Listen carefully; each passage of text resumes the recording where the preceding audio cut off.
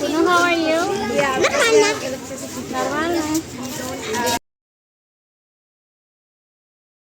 Hello everyone, today I will show you the routine of ours. So, early in the morning, we will go with Hannah sa school of course. Pero dadaanan muna namin yung mga boys. And together with us, ay si Zuchka. Lagi siyang sumasama sa amin sa school. Ayun si Zuchka. Nagpunta na siya sa mga boys. Sinasadya kong maybe 30 minutes before 7 ganon or 15 minutes before 7 pumunta sa kanila kasi hindi pa sila naka-adapt sa time. Kaya ayun, para gisingin yung mga boys. Gigisingin ni Hannah. And then we will wait for them. And lagi ko ding dinadala yung ganito. Pinagchichinelas ko muna si Hannah papunta sa school, tapos bit-bit ko yung kanyang shoes papunta doon para maging mas matibay pa yung shoes niya. And umulan na naman kagabi kasi, kaya ayan, maputik. Kesa naman siya yung baliktad, dito siya magsushoes tapos magchinelas sa room. E di magchinelas lang siya here and then mag shoes sa room. You know we're here already. We will wait for them. And I always sit here waiting for them. Tapos ang ginagawa ko dito, either nag-e-edit na ako ng mga videos or naglalaro lang while waiting for them.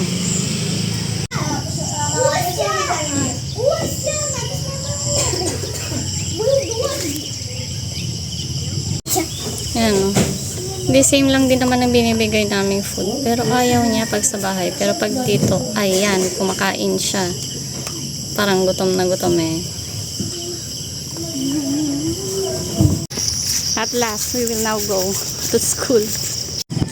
And we are walking every day like this here. Ayan, as in super putik. We don't have no choice but to walk from here kasi ito yung shortcut way.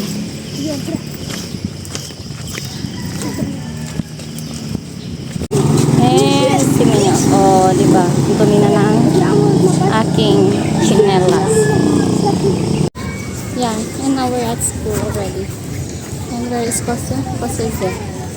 Walang pasok ngayon si Misha, kaya hindi namin siya kasama. Ayan, and now we're here at their room.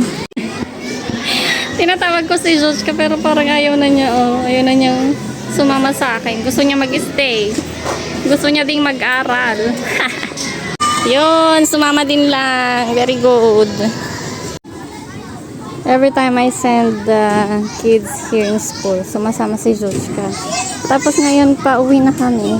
Nagulat ako, may tumawag sa kanya na mga bata. Tapos tinignan ko, yun palang kalaro ni Hannah.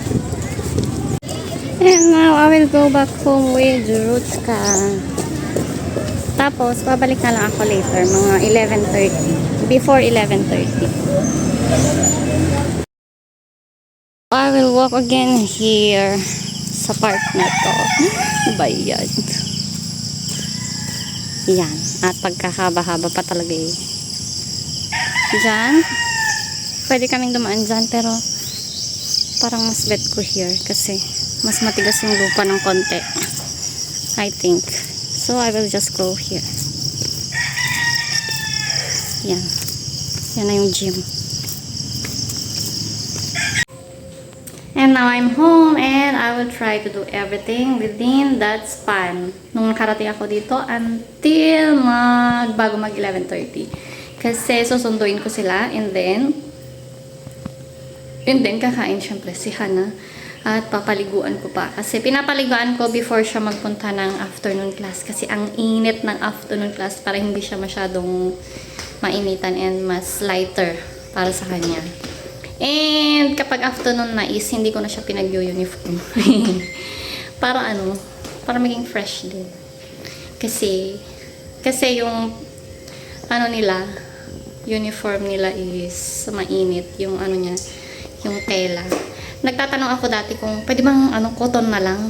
Ganyan din na kulay pero cotton. Pero wala silang available na ganong kulay and hindi sila nagtatahi ng cotton. Ewan ko lang sa other place. Pero here in Kaputian, sa mga nakita ko, wala. Wala ko nakitang cotton. A few moments later. And now, it's already time to go and get Hana. So, I will now go. I'm here already at school and I'm under the tree. I will wait them here. Doon pa yung kanilang room. Doon sa banda road. Kaya ko namang tumambay doon. Kasi walang parents doon. Unlike here, meron. So, I will wait for them here. And there they are coming.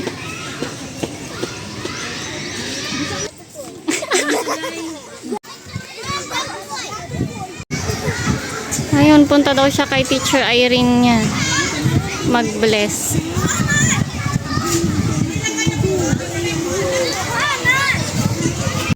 And now we're going home. We will walk from here.